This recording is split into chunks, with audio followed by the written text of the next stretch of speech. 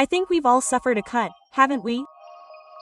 When this happens, we end up feeling bad, not only from the pain, but also from the amount of blood we see coming out of the wound.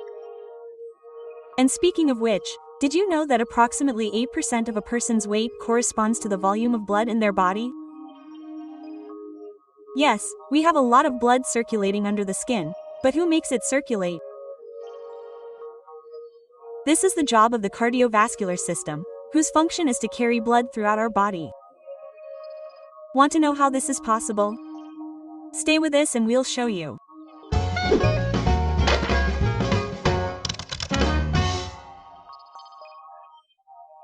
The cardiovascular system, also called the circulatory system, transports blood throughout the body, carrying many substances, such as nutrients and oxygen, to various parts of the body, so that cells can function and keep us alive.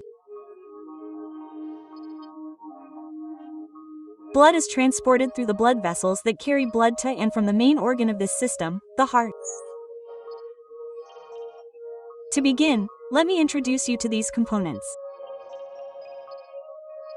Blood is a tissue in our body composed of red blood cells, white blood cells, platelets, and plasma.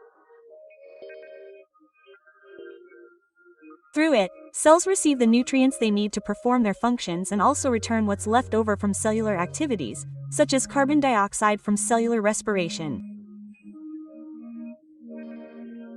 In other words, this fluid circulates, carrying what's needed and removing what's left over from the reactions that occur.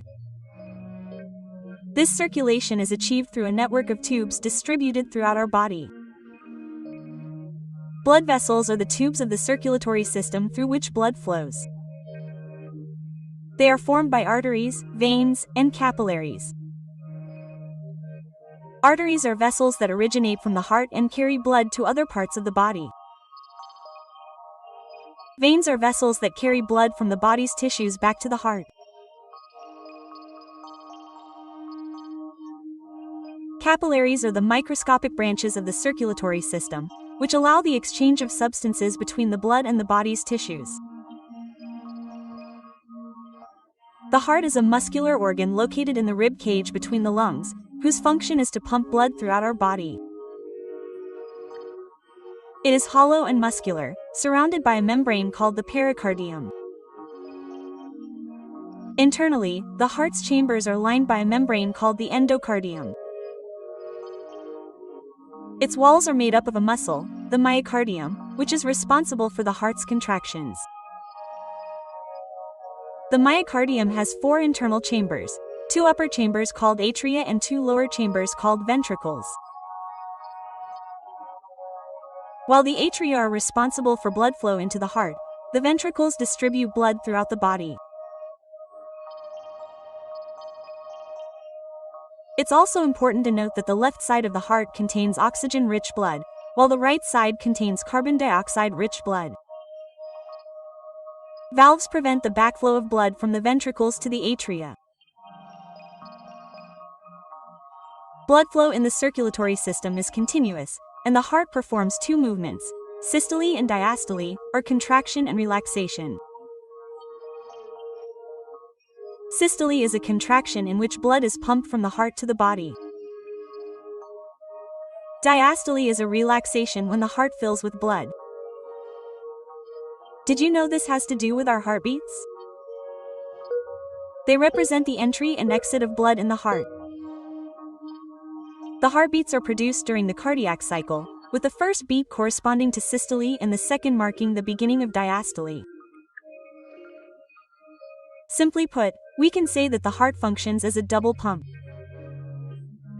The left side of the organ pumps oxygen-rich arterial blood to various parts of the body. And the right side pumps venous blood, rich in carbon dioxide, to the lungs. To understand how this works, see below the 2 types of circulation in the cardiovascular system, the lesser circulation and the greater circulation. In the lesser circulation, blood is transported from the heart to the lungs and from the lungs to the heart. In the heart, the blood leaving the organ is called venous blood, which leaves the right ventricle and is carried to the lungs via the pulmonary artery. Branches in the artery pump blood to the right and left lungs. In the lungs, blood present in the capillaries of the pulmonary alveoli releases carbon dioxide and absorbs oxygen. Therefore, the blood carried from the lungs to the heart is arterial blood, rich in oxygen. The blood travels through the pulmonary veins, which connect to the heart's left atrium. The great circulation, also called systemic circulation, carries blood from the heart to the rest of the body's cells and vice versa, following the following path. Oxygen-rich arterial blood from the lungs is pumped from the left atrium to the left ventricle. From the ventricle, it passes to the horticultural artery, which is responsible for transporting this blood to the various tissues of the body. When this oxygenated blood reaches the tissues, the capillaries allow the exchange of gases between the blood and the cells. Oxygen is then absorbed and carbon dioxide is released, making the blood venous. Finally, the venous blood returns to the heart and reaches the right atrium through the superior and inferior vena cava, completing the circulatory system.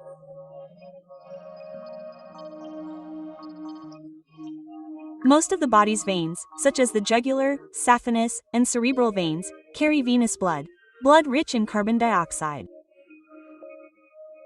The pulmonary veins carry arterial blood, which is oxygenated from the lungs to the heart. Now, let's summarize to make sure you understand everything. Basically, the cardiovascular system is made up of blood, blood vessels, and the heart. Its function is to transport blood, the tissue that contains what our body needs for cells to perform their functions, such as nutrients and oxygen. Blood conduction is performed by blood vessels, the main types of which are veins, arteries, and capillaries. Arteries carry blood from the heart to organs and tissues. Veins, on the other hand, are responsible for carrying blood from organs and tissues to the heart.